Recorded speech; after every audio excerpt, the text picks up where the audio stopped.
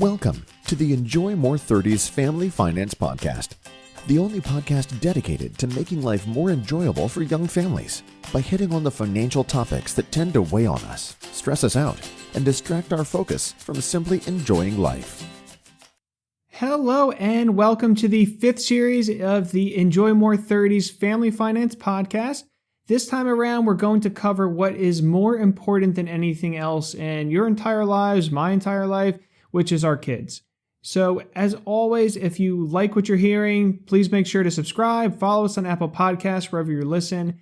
Clicking that star, leaving a review, it really helps us reach the quite literally millions of other young families out there just like you. Now, our other series so far were focused on you, your parents, and pretty much just other general areas that we could help work on to improve your situation. This time around, though, it's all about the kids, which is really, really cool. Now, I never thought at all that I would love being a father as much as I do. Holding a child was utterly terrifying before I had children on my own. I remember my oldest cousin, when she had her first child, it was kind of that first child of the next generation in the family.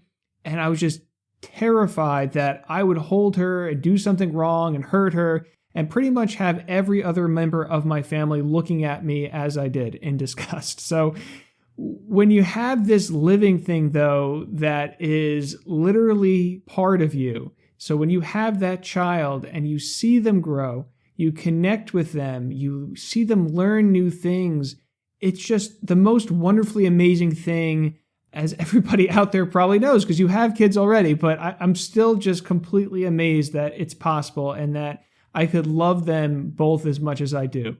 This series is dedicated to your kids. We're going to cover those financial items for you to help them, of course, but we're also going to cover the things for them to help themselves. So I want you to first just picture your kids, and they're nice and tiny now, but picture them all grown up. You see them kind of standing in front of you in your mind now, I hope. Now, when you picture your kids becoming all grown up, I'm guessing you picture them with a smile on their face, right? They're happy, they're stable. They aren't standing in their bedroom still at home, right? Not living paycheck to paycheck, not having credit card debt they can't pay. You're pretty much not relying on you anymore to still cover their bills, right? You picture them happily standing there on their own 2 feet, completely able to support themselves. So for today, let's start at where we should always start at the beginning. And the first thing that every child seems to receive, whether it's from you as their parents, certainly from grandparents. I know my grandparents gave me 1 million of them, and that's savings bonds. Those bonds from the government that sound really, really great because you only have to pay $25 for a $50 bond that you eventually get all $50 for. I mean, pay half, get the whole amount. That sounds fantastic, right? However, they can all too often actually be a huge wasted opportunity for your children. Today, you're going to learn exactly what that opportunity is and how to give your children a chance to have significantly more money down the road for that same exact $25. Now, opportunity is the key word here for all of this, and more specifically, opportunity cost. Opportunity cost is what you give up by taking one opportunity over another, better opportunity. If a farmer decides to plant wheat, but corn turns out to be a more lucrative crop that year, then they lost potentially more money that they could have made if they planted corn. Did you make money off the wheat? Sure, yes, absolutely you did. But not possibly as much as you could have. You left money on the table with your decision.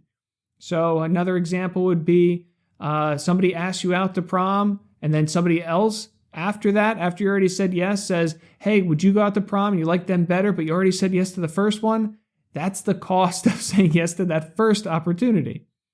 So if you bought a $25 savings bond for your kid in May of 2000, so roughly 20 years ago, 20 years later in May of 2020, it would have been worth roughly $53. That's paying you back the $25 plus the interest. Now, it sounds really, really good at first glance, right? I made more money than I put in. Just like when we went through the wheat example with the farmer, you did make some money, absolutely. Now, let's say instead of that, though, you used a diversified investment, so a spread out investment, For that same exact $25, if you received an average rate of 7% over that same 20-year period, which in our opinion would be a reasonable expectation if you were spread out correctly, diversified correctly in that investment, then instead you would have received $96. That's 82% more money. So you see, it's not about did you make money. You made money in either case. It's did you make the most out of your money, the most out of your opportunity. One savings bond, not really a big deal, right? But let's say you had a few thousands in savings bonds, like I did. My grandparents gave those things to me every single year, sometimes multiple times a year. Now instead of, let's say, $25, it's $2,500 of initial money. Now instead of $53 versus $96 at the end of the 20 years, it's $5,300 versus $9,600. That's a $4,300 difference. So how do you do this exactly? We're saying all this money then, which includes what you already have and what you are going to use to buy savings bonds in the future, should all now go into what I noted as a diversified investment, or in other words, a spread out investment. The one caveat here is if your children or your child is planning on using some of these savings bonds in the next year or two, so short term, at this point you've kind of already missed the opportunity. It's likely better to just leave it as is. Short-term money should never be invested. Now, I've talked about this in the past. The easiest way to do this is to ask your advisor, or if you don't have an advisor, to use an appropriate allocation fund that matches the time horizon of when your child is actually going to use it. So any of those major investment firms you see on TV, they pretty much all have allocation funds now. So if your child is very young, an aggressive allocation fund could likely be appropriate. If your child is 5 years away, let's say, from using it, maybe a moderate allocation fund might be more appropriate. Then all you have to do is just remember to not touch it until it's needed. It's being professionally managed, professionally spread out for you already. So when there are ups and downs in the market, which will absolutely happen, leave it be, and you have a very good chance of having much more than you started with, and more, especially, than if you just used a savings bond. So next time Grandma Jane gives you a savings bond for Sonny, say thank you very much, and put it into a place where it could work for you better. So what is the goal of today's episode? The goal of today's episode is for you to not want to use savings bonds anymore when they're not appropriate. The goal is for you to have that money be put into a place that your child will get the most benefit from it. So thanks for tuning in today, and join us for next week's episode called Education Savings. It is not all 529 plans, where we're going to cover all your options for savings for your children and the goals you're trying to accomplish. Overall, if you are able to implement all this stuff that we talked about today, that is fantastic. Less to worry about now. You can focus more on enjoying life. If you are wanting help with these things, though, or you have some questions you need help in clarifying, of course, reach out to us. Never a problem. Check out the Ask Joe section on the show's website, www.enjoymore30s. That's enjoymore30s.com. Till next week, thanks for joining me today, and I look forward to connecting with you again soon. The conversations on this show are Joe's opinions and provided for general information purposes only. They do not constitute accounting, legal, tax, or other professional advice for your specific situation.